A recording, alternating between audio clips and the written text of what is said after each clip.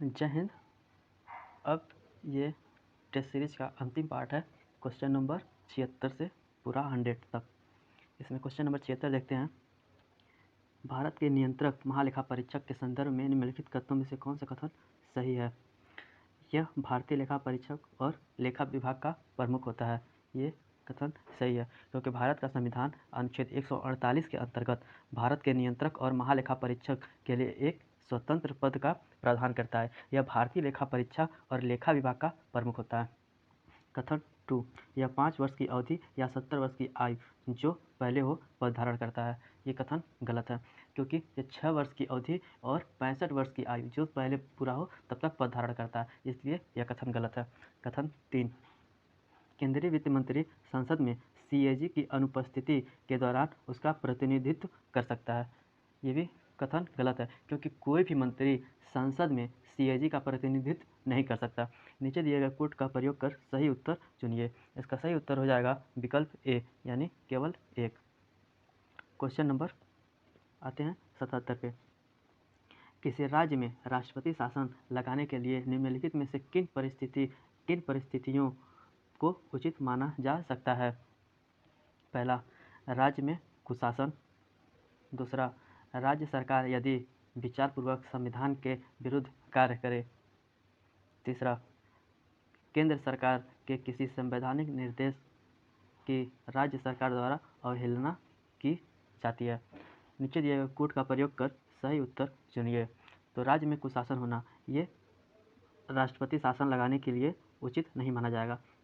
और दूसरा है, राज्य सरकार यदि विचारपूर्वक संविधान के विरुद्ध कार्य करती है, इसे उचित माना जाता है।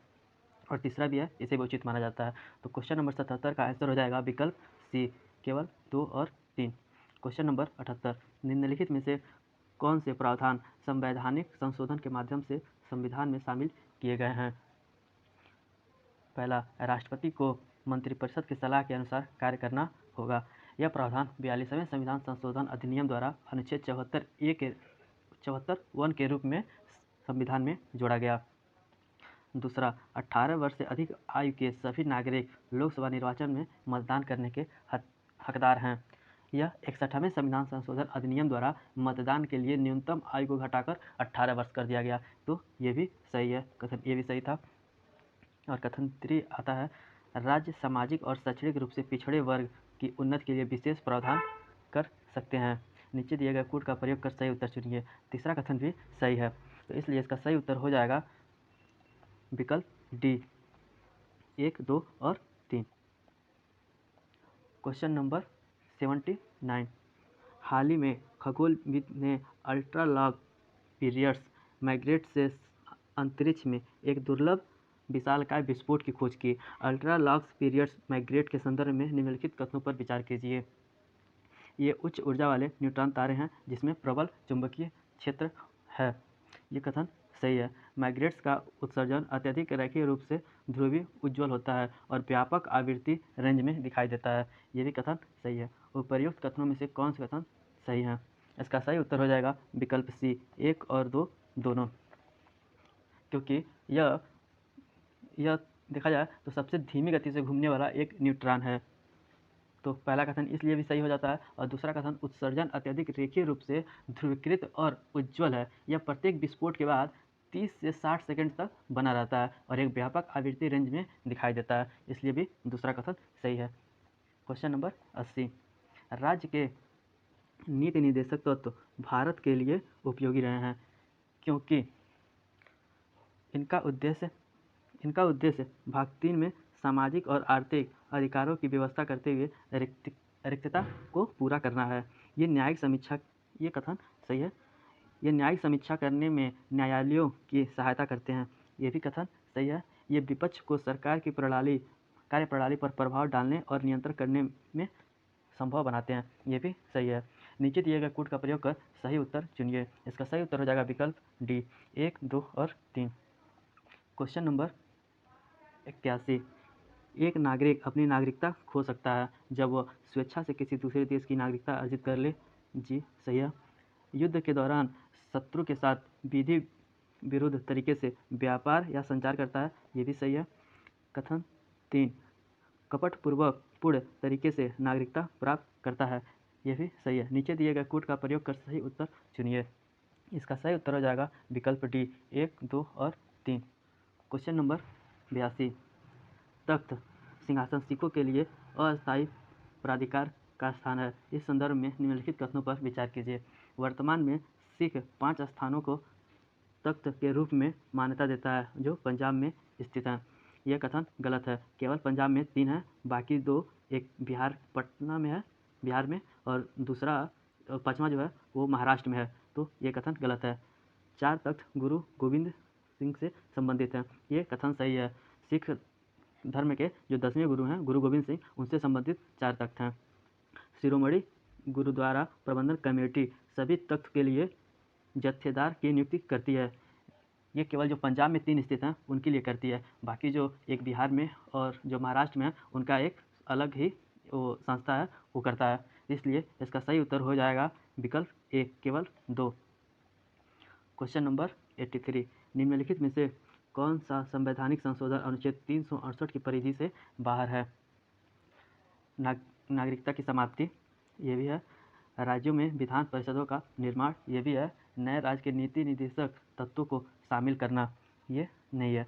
नीचे दिए गए कोड का प्रयोग कर सही उत्तर चुनिए। इसका सही उत्तर हो जाएगा विकल्प डी 1 और 2। संविधान में कई प्रावधान को अनुच्छेद 368 के दायरे से बाहर संसद के दोनों सदनों के साधारण बहुमत से संशोधित किया जा सकता है। इस प्रावधानों में राज्यों में विधान परिषद का उन्मूलन या निर्माण, नागरिकता अधिग्रहण और समाप्ति आदि शामिल है। इसलिए ये नहीं होगा और ये दोनों होगा। Question number 84। भारत के महान्यायवादी के संदर्भ में निम्नलिखित कथनों पर विचार कीजिए। वह एक ऐसा व्यक्ति होना चाहिए जो उच्चतम न्यायालय के न्यायाधीश के रूप में नियुक्त होने की अर्हता रखता हो। सही है। वह ऐसा पारिश्रमिक प्राप्त करता है जो संसद अवधारित करे। ये गलत है, क्योंकि भारत का महान्यायवादी की प्राथमिकता राष्ट्रपति तय करता है, न कि संसद। कथन 3। यह संसद के दोनों सदनों की कार्यवाही या उनकी संयुक्त बैठक में भाग ले सकता है। ये सही है। वोट नहीं डाल सकता है लेकिन भाग ले सकता है। इसलिए इसका सही उत्तर हो जाएगा विकल्प डी 1 और 3। Question number 85। निम्नलिखित में से कौन वाक्य और अभिव्यक्ति की स्वतंत्रता अनुच्छेद 19(2) के प्रयोग पर संविधान द्वारा उपबंधित किए गए युक्त निर्बंध के अंतर्गत आ सकेंगे? पहला, गुप्तचर अधिकारी द्वारा गोपनीय सामग्री को प्रकट करना, ये सही है। अधिकार हथियार उठाने के लिए भाषण देना, ये भी सही है। भाषण जो लोकसभा में सरकार की स्थिरता को बाधित कर सकता है, ये गलत है। और कथन 4 है न्यायालय की अवमानना, ये भी सही है। नीचे दिए गए कोड का प्रयोग कर सही उत्तर चुनिए। इसका सही उत्तर हो जाएगा विकल्प ए, केवल 1, 2 और 4। Question number 86। निम्नलिखित में से कौन से निर्देशक सिद्धांत गांधीवादी सिद्धांत पर आधारित हैं? पहला, समान न्याय को बढ़ावा देना और निर्धनों को निःशुल्क विधिक सहायता प्रदान करना। ये गांधीवादी विचारधारा नहीं है, ये समाजवादी विचारधारा है, तो ये गलत है। लोगों के पोषण स्तर पर जीवन स्तर को ऊपर उठाना और लोक व्यवस्था में सुधार करना, ये भी समाजवादी विचारधारा है, गांधीवादी विचारधारा नहीं है। कथन 3। ग्राम पंचायतों का संगठन करना और उन्हें स्वशासन की इकाइयों के रूप में कार्य करने में सक्षम बनाने के लिए आवश्यक शक्तियों और प्राधिकार प्रदान करना, ये गांधीवादी विचारधारा है, तो ये सही है। नीचे दिए गए कोड का प्रयोग कर सही उत्तर चुनिए। इसका सही उत्तर हो जाएगा विकल्प बी, केवल 3। आते हैं क्वेश्चन नंबर 87 पे। निवारक निरोध कानून के तहत हिरासत में लिए गए व्यक्ति के पास संविधान के अंतर्गत मौलिक अधिकार के रूप में निम्नलिखित में से कौन से संरक्षण उपलब्ध हैं? पहला, निरुद्ध किए गए व्यक्ति को निरोध के आधारों के बारे में सूचित किया जाना चाहिए, भले ही वो जनहित के विरुद्ध हो। ये कथन गलत है। निरुद्ध किए गए व्यक्ति को 24 घंटे के बाद रिहा कर दिया जाना चाहिए, जब तक कि मजिस्ट्रेट आगे की निरोध और प्राधिकृत नहीं करता। यह भी कथन गलत है। निरुद्ध किए गए व्यक्ति को निरोध आदेश के विरुद्ध अभ्यावेदन देने का अवसर दिया जाना चाहिए, ये सही है। नीचे दिए गए कोड का प्रयोग कर सही उत्तर चुनिए। इसका सही उत्तर हो जाएगा विकल्प ए, यानी केवल 3। Question number 88। निम्नलिखित कथनों पर विचार कीजिए। किसी राज्य में राष्ट्रपति शासन को रद्द करने के लिए संसदीय स्वीकृति की आवश्यकता होती है। नहीं, राष्ट्रपति अपने मन से ये कर सकता है, राष्ट्रपति शासन को हटा सकता है, इसलिए पहला कथन गलत है। दूसरा कथन, 1978 में 44वें संविधान संशोधन अधिनियम में राष्ट्रपति शासन की घोषणा करने की संसद की शक्ति को सीमित कर दिया गया है।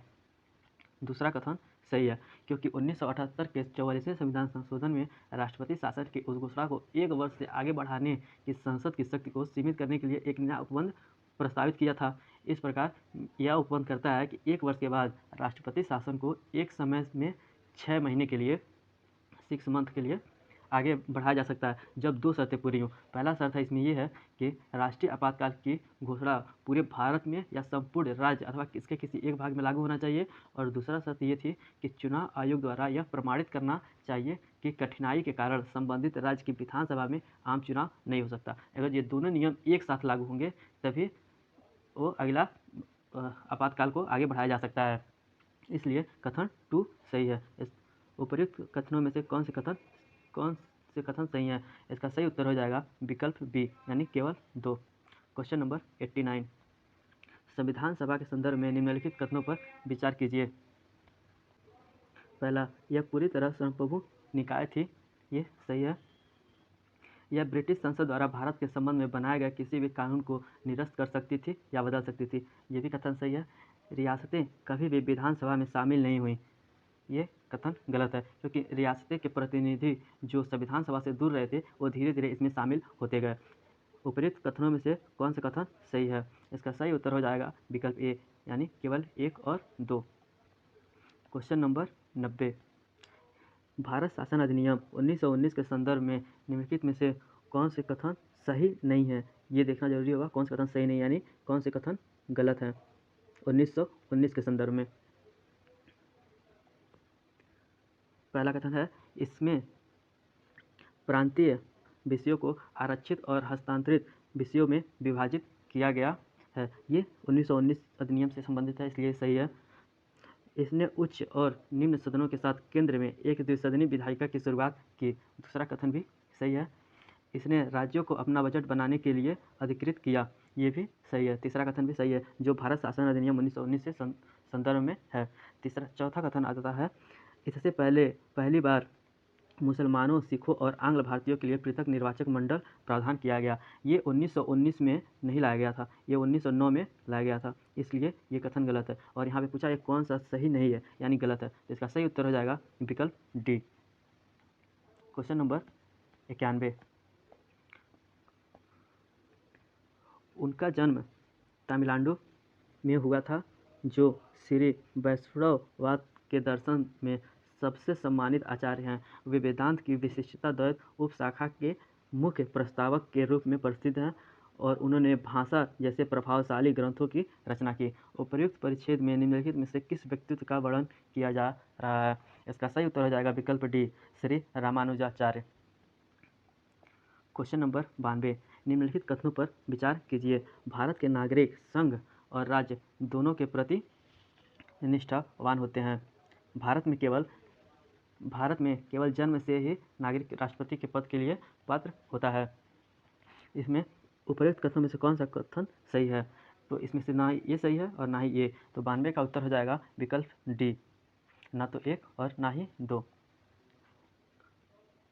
क्वेश्चन नंबर 93, मूल संरचना के सिद्धांत के संदर्भ में निम्नलिखित कथनों पर विचार कीजिए। यह सर्वप्रथम केशवानंद भारती मामले में उत्पन्न हुआ था, ये सही है। दूसरा कथन, यह भारतीय संविधान के कठोरता और लचीलेपन के बीच संतुलन को कमजोर करता है, ये गलत है, क्योंकि ये कठोरता और लचीलेपन के बीच संतुलन को और भी मजबूत करता है। उपर्युक्त कथनों में से कौन सा कथन सही है? इसका सही उत्तर हो जाएगा विकल्प ए, यानी केवल 1। क्वेश्चन नंबर 94, अनुच्छेद 20 अपराध के लिए दोष सिद्ध के संबंध में संरक्षण के संदर्भ में निम्नलिखित कथनों में से कौन सा सही है?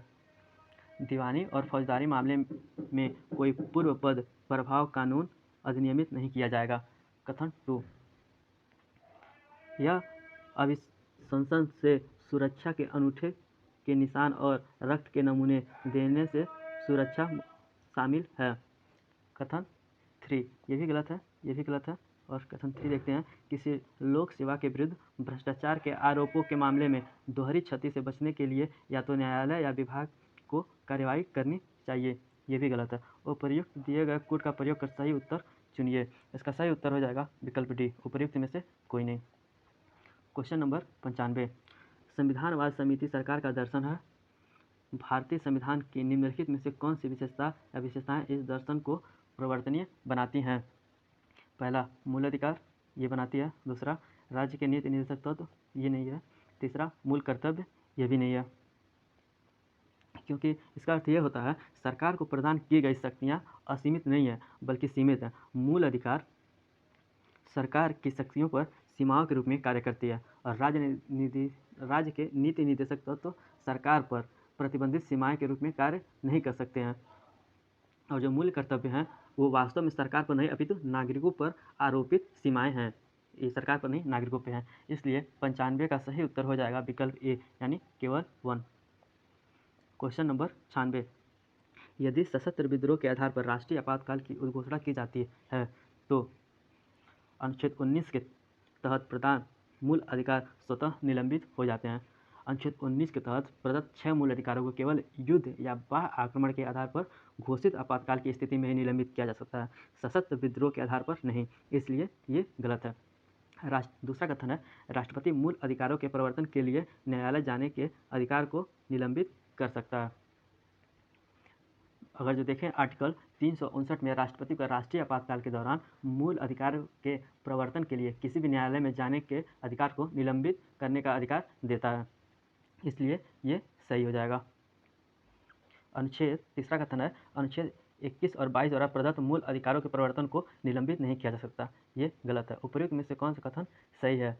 अगर 96 देखा जाए तो इस हिसाब से केवल 2 सही है, तो इसका सही उत्तर हो जाएगा विकल्प बी, यानी केवल 2। क्वेश्चन नंबर 97, भाषाई अल्पसंख्यक के लिए विशेष अधिकारी के संदर्भ में निम्नलिखित कथनों पर विचार कीजिए। इसका उपबंध भारतीय संविधान के अनुच्छेद 350 के तहत किया गया, ये कथन सही है, क्योंकि 7वें संविधान संशोधन अधिनियम 1956 में संविधान के भाग 17 में एक नया अनुच्छेद 350B को जोड़ा गया, ये सही है। दूसरा, यह संविधान के तहत भाषाई और धार्मिक अल्पसंख्यक दोनों के लिए उपबंधित रक्षा उपायों से संबंधित सभी मामलों की जांच कर सकता है, ये कथन गलत है। उपयुक्त कथनों में से कौन सा कथन सही है? इसका सही उत्तर हो जाएगा विकल्प ए, यानी केवल 1। क्वेश्चन नंबर 98, सरकार की निम्नलिखित में से कौन से पहले राज्य के नीति निर्देशक तत्व को प्रभावी बनाती है? 65 वर्ष की अधिक आयु से लोगों के लिए वृद्धावस्था पेंशन योजना, ये भी सही है। दंड प्रक्रिया संहिता 1973 को अपनाना, ये भी सही है। प्रधानमंत्री कृषि सिंचाई योजना, ये भी सही है। चौथा, महात्मा गांधी राष्ट्रीय ग्रामीण रोजगार गारंटी कार्यक्रम, ये भी सही है। नीचे दिए गए कोड का प्रयोग कर सही उत्तर चुनिए। इसका सही उत्तर हो जाएगा विकल्प डी, 1, 2, 3 और 4। क्वेश्चन नंबर 99, नीति आयोग के टीम इंडिया विंग से संबंधित है। पहला, प्रधानमंत्री और मुख्य कार्यकारी अधिकारी। बी, प्रत्येक राज्य और केंद्रीय मंत्रालय के प्रतिनिधित्व। सी, शासन क्षेत्र के शीर्ष स्तर के प्रतिष्ठित विशेषज्ञ और विद्वान व्यक्ति। डी, नीति आयोग के साथ काम कर रहे युवा विद्वान और छात्र इंटर्न। इसका सही उत्तर हो जाएगा ऑप्शन बी, प्रत्येक राज्य और केंद्रीय मंत्रालयों के प्रतिनिधि। क्वेश्चन नंबर 100, भारतीय संविधान नागरिकों को निम्नलिखित में से किनकी गारंटी देता है? प्रतिष्ठा की समानता देता है, अवसरों की समानता देता है, परिमाणों की समानता ये नहीं देता है, विधियों के समझ समानता देता है, यानी 1, 2 और 4। इसका सही उत्तर हो जाएगा विकल्प डी, केवल 1, 2 और 4। इस तरह से हमारा ये 100 क्वेश्चन कंप्लीट हुआ। अब अगला टेस्ट सीरीज दृष्टि के टेस्ट सीरीज को सॉल्व किया जाएगा। धन्यवाद।